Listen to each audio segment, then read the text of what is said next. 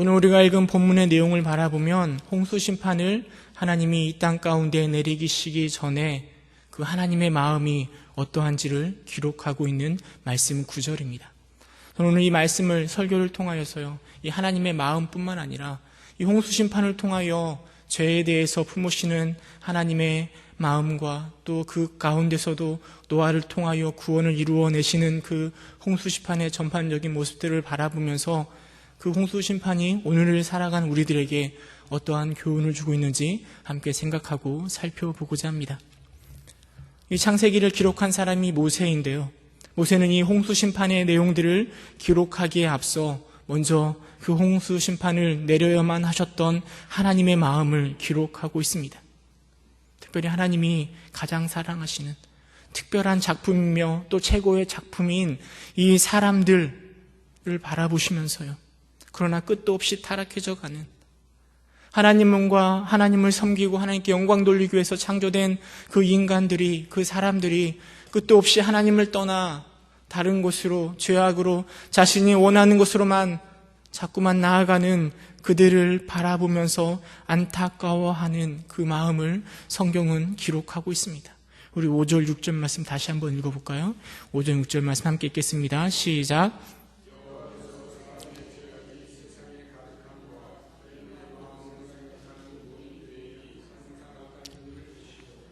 땅 위에 사람 지으셨음을 한탄하사 마음에 근심하시고, 모세는 마치 하나님의 감정에 이입되어서 표현하고 있는 것처럼 하나님의 마음을 잘 기록하고 있습니다.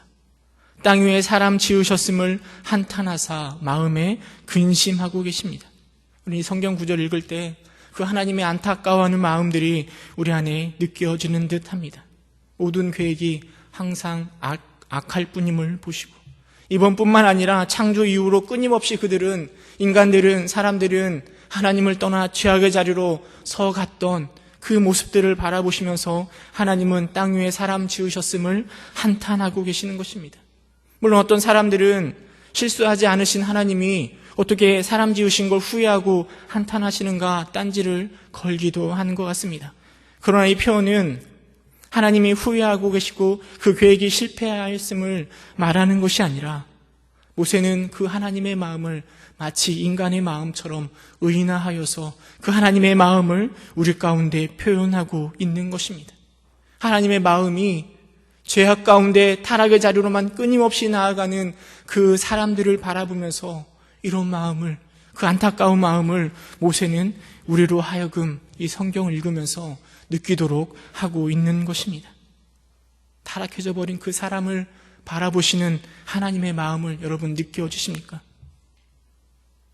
처음에 하나님이 세상을 창조할 때 하나님은 그 사람을 얼마나 사랑하셨는지 모릅니다. 세상 가운데 인간을 두시고 뭐라 말씀하셨는가 하면 보시기에 심히 좋았더라라고 말씀하셨습니다. 그냥 대충 만든 사람이 아니고 함께 의논하여 하나님의 형상을 따라 만든 자, 그것이 바로 사람입니다. 사람만이 유일하게 자유의지를 가지고 하나님을 사랑할 수 있는 존재로 하나님이 창조하셨습니다. 하나님이 그들에게 자유의지를, 우리들에게 자유의지를 허락하신 건 하나님은 우리와 진정한 참된 사랑을 나누기를 원하셨기 때문입니다. 우리 스스로 하나님을 사랑할 수도 있고 사랑하지 않을 수도 있고, 선악과를 따먹을 수도 있고 따먹지 않을 수도 있는 그런 자유를 가진 사람으로 창조하시고, 그리고 하나님과 더불어 정말 참된 사랑을 하나님은 나누시기를 원하셨습니다. 그러나 사람은 그 하나님의 기대를 저버리고 악의 길로, 나를 위한, 내 욕심만을 채우기 위한 그 악한 길로 나아가는 존재가 되어버린 것입니다. 그리고 그 하나님은 그 안타까운 인간들을 바라보시면서 한탄하고 계십니다. 그런데 이 한탄이 오늘날 우리들의 모습을 바라보면서도 동일하게 한탄하시지는 않을까 하는 생각을 해보게 됩니다.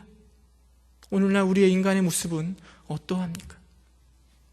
다음 주면 선거라고 하는데요, 이상하게 선거하고 싶은 마음이 제 마음속에 별로 없습니다.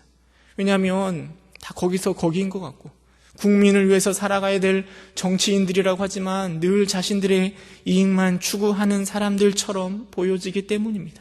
하나님의 사람들을 바라보면서 계획하는 것이 다 악하다라고 이야기하는 것처럼 왠지 그분들도 다 자기 자신의 이익만을 추구하는 사람처럼 보여지기 때문입니다. 그러나 이렇게 말하고 있는 이 목사인 저도 할 말이 없는 건 마찬가지인 것 같습니다. 목회자들도 마찬가지로 세상 가운데 그렇게 보여지고 있는 것 같습니다. 가장 선하며 가장 빛과 소금의 역할을 감당해야 될 목회자임에도 불구하고 세상 가운데 보여지는 목회자의 모습은 똑같이 보여지는 것 같습니다. 하나님 앞에 섰을 때 얼마나 하나님을 한탄스럽게 하실까 심히 우리의 모습이 걱정입니다. 제가 인터넷 보니까 이런 우스갯소리가 있더라고요. 식당에 갔는데요, 목사랑 국회의원이랑 기자랑 식당에 가면 밥값을 누가 낼까요? 누가 낼까요, 밥값을? 목사가 낼까요? 국회의원이 낼까요? 아니면 기자가 낼까요? 네. 식당 주인이 낸다고 그렇게 나오더라고요. 네, 아무도 안 내고 식당 주인이 결국 그 밥값을 낸다라고 이야기하더라고요. 세상 사람들에게 가장 신뢰받아야 할 사람들의 모습이 그렇게 비춰지고 있는 게 오늘날 우리의 모습입니다. 그런 사람뿐만 아니라 요즘에 뉴스에 나오는 모습들을 바라보면 참 무섭다는 생각이 듭니다. 요즘에 아동학대가 참 이슈잖아요. 오늘도 인터넷에 보니까 현대판 콩지 해가지고 나오고 또 젖먹이 딸 살해한 여성의 모습도 나오고 여러 가지 죄악의 모습들이 가득 나오는 모습을 보게 됩니다. 기사를 읽을 때마다 전 요즘에 이제 기사를 읽지 않습니다. 왜냐하면 그 기사를 읽으면 너무 막 화가 나지 않습니까? 그 어린 아이가 부모에게 학대당하는 걸 생각하면 속에서 막 화가 막 일어나는 것 같습니다. 세상은 점점점 악해져 가고 하나님 역시 우리의 모습을 바라보면 정말 한탄스러워 하시지는 않을까 하는 생각을 해보게 됩니다. 그리고 하나님은 그런 노아 시대의 사람들을 바라보면서 결단하십니다. 7절에 보면 이렇게 이야기합니다. 이르시되 내가 창조한 사람을 내가 지변에서 쓸어버리되 사람으로부터 가축과 기는 것과 공중의 새까지 그러하리니 이는 내가 그들을 지었음을 한탄함이니라 하신다라고 이야기하고 있습니다. 토기장이가 자신이 지은 자기가 만든 그 그릇이 토기가 문제가 있거나 이상이 있으면 가차없이 깨트려 없애버리는 것처럼 세상을 창조하신 그 하나님이 지변에서 사람을 다 쓸어버리겠다라고 말씀하시는 것입니다. 그리고 6장, 7장, 8장으로 나아가면 하나님의 심판의 계획이 더 구체화됩니다. 그것은 바로 물을 통하여, 홍수를 통하여 이 땅에 악한 사람들을 다 심판하시겠다라는 것입니다. 그런데 8절에 보면 누구의 모습을 기록하고 있는가 하면 노아의 모습을 기록합니다. 그리고 9절에 가면 노아에 대해서 상세히 기록하고 있습니다. 노아가 어떤 사람인가 하면 노아는 9절에 보면은요, 의인이요 당대의 완전한 자라 그는 하나님과 동행하였으며 라고 이야기하면서 그 심판에 있어서 핵심 인물로 노아를 성경은 기록하고 있습니다. 모두가 타락한 세상 속에서 하나님과 동행하였고 완전하며 의인인 노아를 하나님은 그냥 지나치시지 않으십니다. 하나님은 노아를 불러서 하나님의 계획을 말씀하십니다. 아브라함에게 소돔과 고모라를 심판하실 것을 말씀하셨던 것처럼 하나님은 노아에게 이 세상을 심판하실 것을 말씀하십니다. 그리고 하나님은 노아에게 언약을 세우십니다. 6장 18절 말씀인데요. 함께 읽어볼까요? 6장 18절 함께 읽어보도록 하겠습니다. 시작.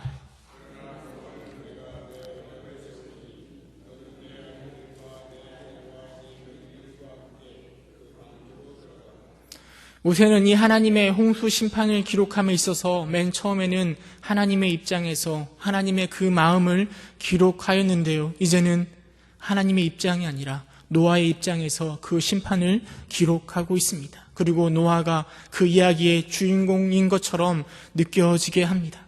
노아의 입장에서 하나님의 심판이 얼마나 두렵고 무서운지를 쭉 기록하고 있습니다. 여러분, 노아의 입장에서 그 심판을 지켜보고 준비하였던 그 노아의 입장에서 한번 생각해 보시기 바랍니다. 어느 날부터 갑자기 노아는 배를 짓기 시작합니다. 그 배의 크기가 길이가 300규빗이고 넓이가 50규빗이고 높이가 30규빗입니다. 그러니까 이 길이만 해도 135m나 되는 배를 만들기 시작합니다. 성경에 자세히 기록되어 있지는 않지만 아마도 120년 동안이나 그 배를 만들었던 것 같습니다. 어디다 만들었을까요? 그 방주를 바닷가에다 만들었을까요? 아마도 제 생각에는 산꼭대기 아니면 들판에 만들지 않았을까요? 120년 동안 100m가 넘는 그 배를 만들어 갈 때 세상 사람들은 그 노아를 얼마나 우습게 바라보았겠습니까?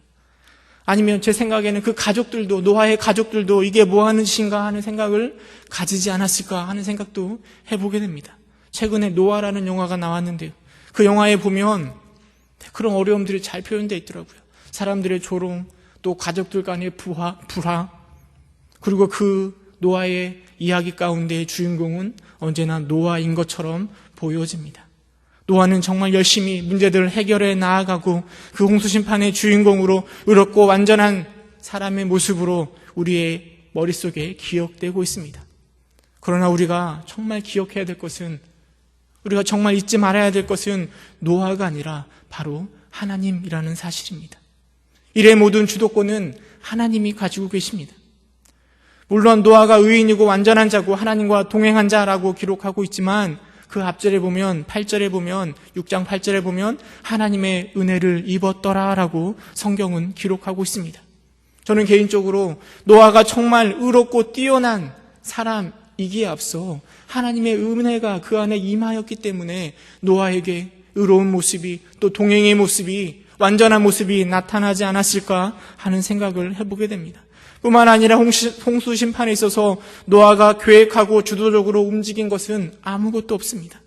노아가 하는 것은 단순히 하나님이 하라고 하신 대로, 명령하신 대로 순종하는 것뿐입니다. 배를 만들라고 말씀하신 것도, 비를 내리신 분도, 생물들을 노아에게 불러주신 분도 다 여호와 하나님입니다. 16절에 가면 여호와께서 그들을 들여보내고 문을 닫으시니라 라고 성경은 기록하고 있습니다. 심지어는 노아의 방주의 문을 닫는 것도 하나님이 하신 것이라고 기록하고 있습니다. 영화의 장면으로 이 모습을 생각해 본다면 노아는 모든 장면마다 대사가 아무것도 없습니다. 그냥 하나님이 계획하고 지시한 대로 순종할 뿐입니다.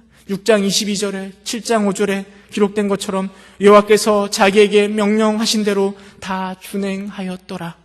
노아가 한 것은 그냥 하나님이 명령하신 대로 준행만 하였고 모든 계획과 모든 일들은 여호와 하나님께서 다 이끌어 가시는 것입니다. 물론 그대로 순종하는 노아 역시 대단한 것은 사실입니다. 그러나 이 홍수 심판의 주인공은 바로 모든 것을 계획하고 이끌어 가시는 하나님이라는 것입니다. 세상을 심판하시고 그리고 그 중에서 노아를 통하여 여자의 후손의 계획을 끊임없이 진행해 가시는 분이 하나님이시고 노아는 그 하나님의 심판과 구원의 계획의 목격자가 되는 것입니다. 여러분, 그러나 그 심판을 목격하는 노아의 입장과 마음을 곰곰이 생각해 보시기 바랍니다. 하나님이 명령하여 그 방주에 들어갔습니다. 그리고 7일 후에 이 땅 가운데 그 땅에 홍수가 나옵니다. 40일 동안 비가 억수같이 쏟아져 내렸고 물이 땅에 넘치고 그리고 천하의 높은 산이 다 잠겼습니다. 모든 사람들이 그 심판으로 인하여 다 죽어 나아갈 때, 그리고 그 둥둥 떠있는 방주 안에 수많은 가축들과 함께 있을 때 여러분, 노아의 마음이 어떠했을까요? 나만 살았다, 이런 마음이었을까요? 그 홍수 심판으로 인하여 그 안에 두려움이 가득 차 있지는 않았을까요?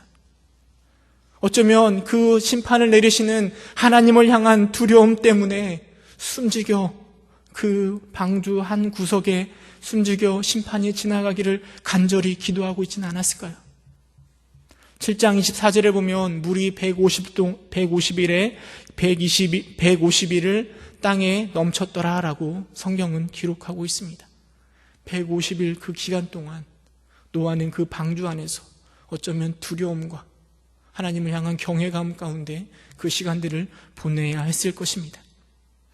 이 홍수 심판의 이야기에 위대한 반전이 등장하는데요. 그 반전이 어디에 나타나는가 하면 8장 1절에 기록하고 있습니다. 우리 8장 1절 함께 읽어볼까요? 8장 1절 함께 읽도록 하겠습니다. 함께 읽겠습니다. 시작. 하나님이 노아와 함께 방주에 있는 모든 들짐승과 가축을 기억하사 하나님이 바람을 땅 위에 불게 하심에 물이 줄어들었고. 아멘. 하나님의 심판 가운데 그 반전이 언제 일어나는가 하면 하나님이 그 노아와 그 방주에 있는 모든 가축들, 들짐승을 기억할 때 모든 반전이 일어나는 것입니다. 사실 오늘날도요, 나무로 배를 만들면 100m 이상 되는 배를 만들기가 어렵다고 합니다. 노아가 만든 그 방주는 정말 위태위태한 모습으로 물 위에 떠 있을 것입니다. 언제 어떻게 될지 모르는 그 상황 가운데 하나님은 그들을 기억하시는 것입니다.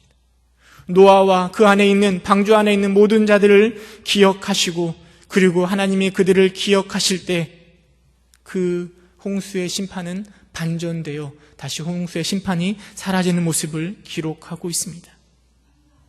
노아가 어떤 사람 때문인가, 노아가 어떤 사람인가, 얼마나 위대한 사람인가, 얼마나 능력이 많은 사람인가, 믿음이 좋은 사람인가, 그것 때문에 그 심판에 반전이 일어나는 것이 아니라 하나님이 그 노아를 기억하였을 때, 하나님이 노아를 기억하였을 때 그 상황이 반전되는 것입니다. 8장 1절 이후에 그 후에 물이 줄어들고 심판의 모습이 사라지고 원래의 모습으로 돌아가는 모습을 우리는 성경을 통해서 바라보게 됩니다. 하나님은 그들에게 은혜를 베풀고 그 땅 위에 바람을 불게 하심에 물이 줄어들었다라고 성경은 기록하고 있습니다. 물이 조금씩 줄어들 때 노아는 새들을 날려보내 밖에 살아 상황을 살피고, 그리고 하나님께서 방주에서 나오라고 하셨을 때 만 1년이 넘는 시간에 그 방주 생활을 끝마치고 노아는 이 땅에 나오게 되었고, 그리고 노아는 하나님께 제단을 쌓고 번제를 드렸다라고 성경은 기록하고 있습니다. 그 심판이 끝난 이후에 하나님은 노아를 불러 그를 축복하십니다. 9장 1절에 보면 이렇게 기록하고 있습니다. 하나님이 노아와 그 아들들에게 복을 주시며 그들에게 이르시되 생육하고 번성하여 땅에 충만하라. 마치 하나님이 세상을 창조하시고 아담에게 말씀하신 것처럼 노아에게도 동일하게 생육하고 번성하라, 땅에 충만하라라고 말씀하십니다. 그리고 하나님은 노아와 그 후손들과 더불어 언약을 맺으십니다. 그게 바로 무지개의 언약입니다. 다시는 심판하지 않으실 것을 하나님이 노아에게 약속하신 것입니다. 그 증표가 바로 무지개입니다. 우리는 비온 후에 뜨는 그 무지개를 바라보면서 다시금 하나님의 언약과 그 안에 담겨져 있는 하나님의 사랑을 바라볼 수 있게 되는 것입니다. 이런 노아의 이 홍수 심판을 통해서 오늘을 살아가는 우리에게 어떤 교훈을 주고 있는지 몇 가지만 생각해 보고자 합니다. 먼저 우리는 이 홍수 심판을 통하여 인간의 한계가 무엇인가를 다시금 생각해 보게 됩니다. 하나님에 의해 세상에 창조된 것들 중에 가장 특별하고 가장 좋은 존재, 가장 귀한 존재였던 사람이라고 말할 수 있지만, 그러나 그 사람 역시, 하나님의 형상을 따라 창조된 사람 역시 범죄 가운데 자신의 능력을 제대로 사용하지 못하고 끊임없이 타락해 버렸다라는 것입니다. 많은 사람들이 인간이 얼마나 대단하고 얼마나 위대한가 이야기하고 있지만, 이 홍수 심판의 모습들을 바라보면서 그 인간이 얼마나 죄악 가운데 무력하게 넘어지는가, 이것들을 다시금 생각해 보게 된다라는 것입니다. 노아 역시 마찬가지입니다. 하나님과 동행하였고 의인이었고 완전한 자라라고 이야기하지만 그 역시 하나님의 은혜가 절대적으로 필요한 사람입니다. 우리는 홍수 심판 이후에 노아의 모습을 잘 알고 있습니다. 홍수 심판 이후에 포도주를 마시고 술에 취하여 추한 모습을 보여주었고, 그리고 아들인 함을 저주하였던 노아의 모습을 우리는 잘 알고 있습니다. 당대에 완전하고 의인이었던 노아 역시 그 이후에 곧바로 교만해지고 죄악 가운데 머물러가는 그 연약한 모습들을 바라보게 됩니다. 이게 바로 우리의 모습이라는 것입니다.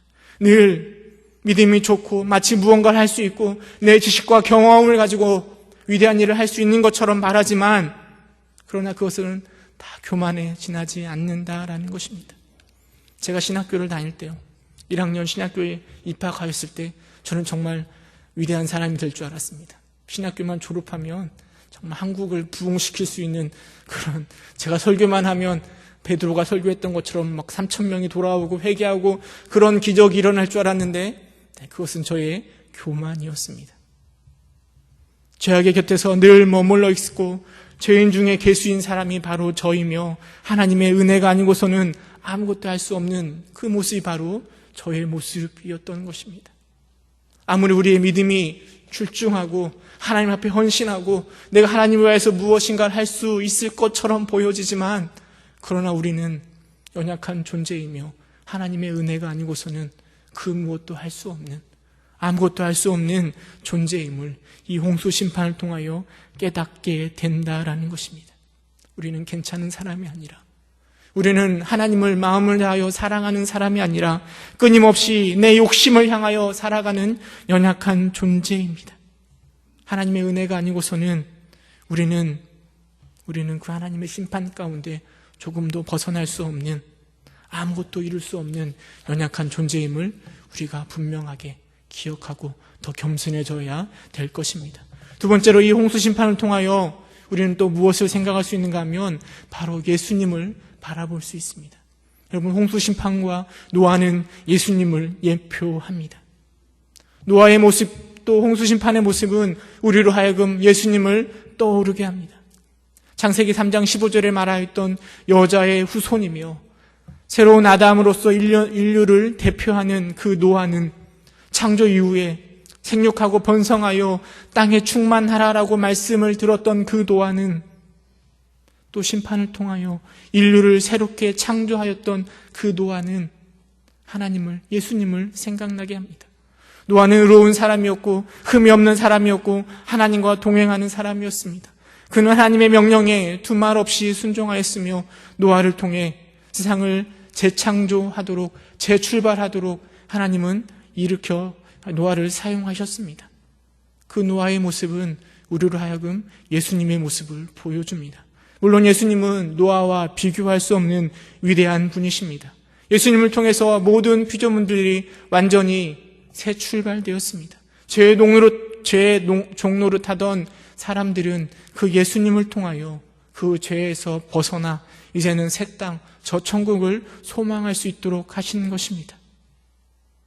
그 오실 예수님을 노아는 우리 가운데 보여주는 것입니다. 마찬가지로 그 홍수의 심판은 인류의 죄악 가운데, 우리 사람의 죄악 가운데 하나님의 심판을 우리 가운데 보여주고 예표하는 것입니다. 예수님께서는 십자가에서 우리 인간의 죄에 대한 하나님의 심판을 담당하셨습니다. 그리고 그 마지막 때에 예수님은 하나님을 대신하여 이 땅을 심판하실 것입니다. 여러분, 베드로는 홍수에서부터 구원, 그리고 예수님을 연결하여 무엇이라 말하고 있는가 하면 베드로전서 3장 20절 21절에 보면 이렇게 기록하고 있습니다. 함께 읽어볼까요? 베드로전서 3장 20절 21절 함께 읽겠습니다. 시작.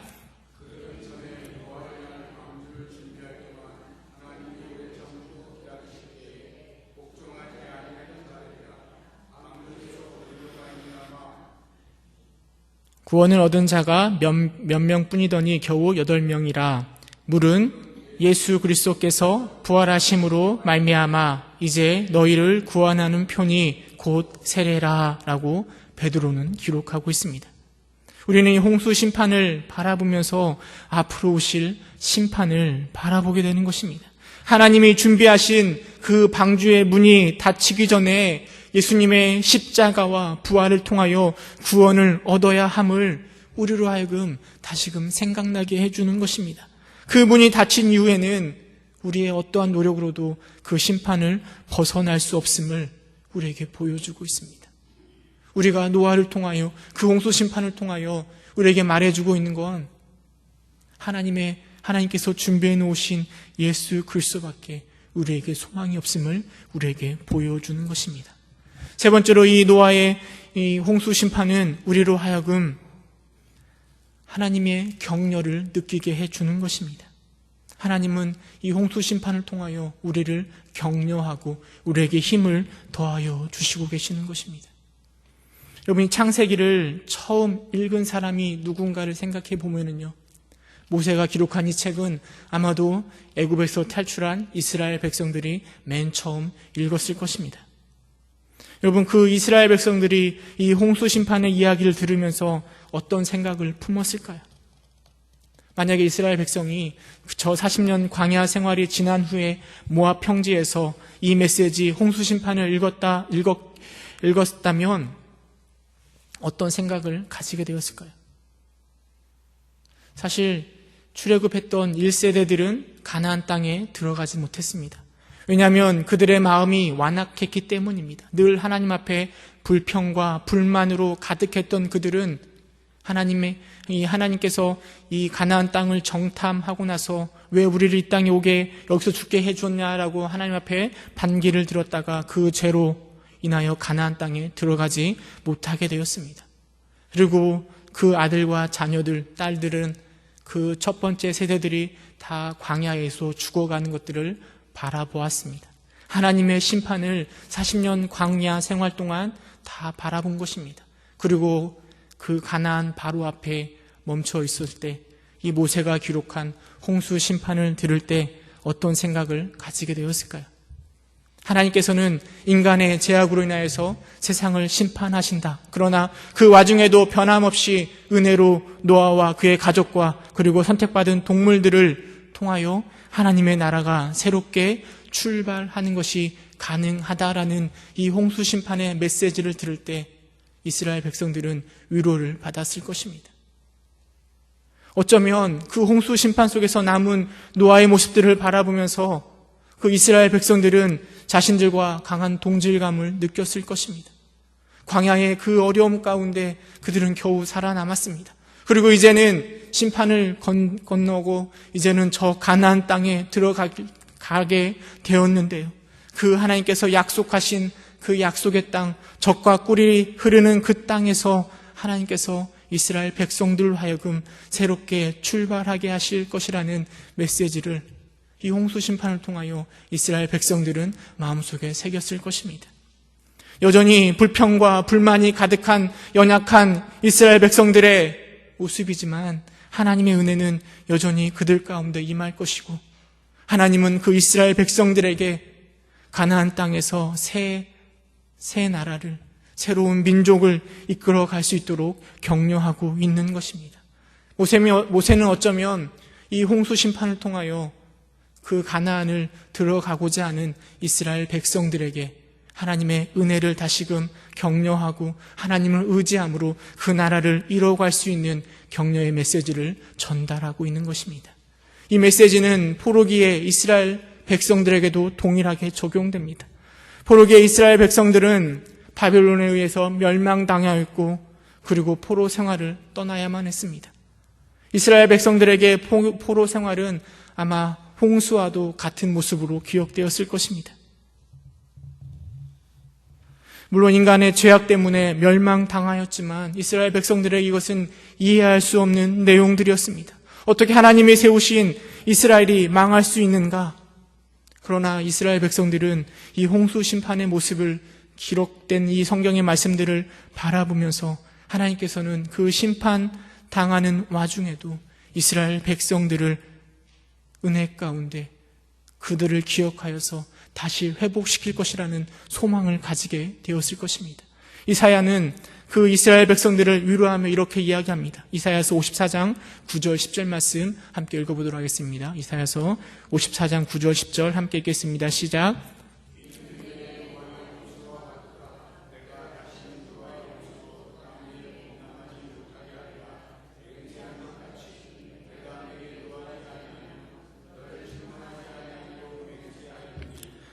산들이 떠나며 언덕들을 옮길지라도 나의 자비는 내게서 떠나지 아니하며 나의 화평의 언약은 흔들리지 아니하리라. 너를 긍휼히 여기시는 여호와께서 말씀하셨느니라. 아멘. 이사야는 포로된 이스라엘 백성들을 향하여 노아 시대 때 하나님께서 그 죄를 심판하시는 와중에도 남은 자들을 은혜롭게 보존하셔서 하나님의 선한 나라를 이 땅 가운데 유지시켜 주시는 것을 이스라엘 백성들에게 다시 선포하고 있는 것입니다. 그리고 그 사실들을 통하여 포로 가운데 멸망당한 그들 가운데 위로하며 격려하고 있는 것입니다. 노아를 통하여 그 심판 중에서도 이스라엘 백성들 여자의 후손을 이루어 가셨던 것처럼 그 포로 생활 가운데, 그 어려운 생활 가운데 여전히 하나님은 그들의 이스라엘 백성들을 이끌어 가실 것임을 그들에게 격려하고 있는 것입니다. 오늘을 살아가는 우리들에게도 이 홍수 심판의 모습은 격려의 모습으로 나타납니다.